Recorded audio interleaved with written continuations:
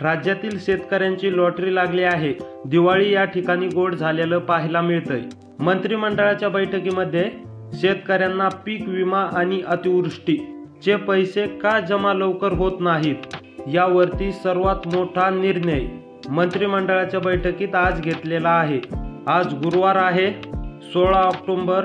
शेतकऱ्यांचा या ठिकाणी दिवाळी गोड झालेलं पाहायला मिळतंय। गेल्या आठवड्याभरापासून शेतकरी आतुरतेने वाट पाहत होते की पीक विमा आज येईल, अतिवृष्टीचे पैसे तरी सरकार आज जमा करेल, परंतु सरकारच्या माध्यमातून गेल्या आठवड्याभरापासून या ठिकाणी 31,620 कोटी रुपये मंजूर करून पण पैसेच बँकेच्या खात्यावरती आले नाहीत। अखेर यावरती सरकारने फायनल निर्णय घेतला आहे।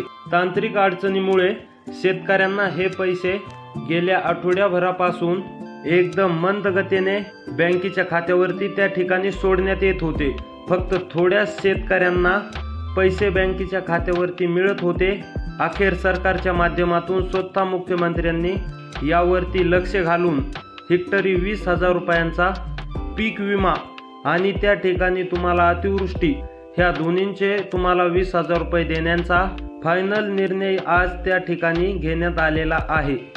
तर लवकरच तुमच्या बँक खात्यात पैसे हे जमा होणार। तर भेटूया पुढच्या व्हिडिओमध्ये।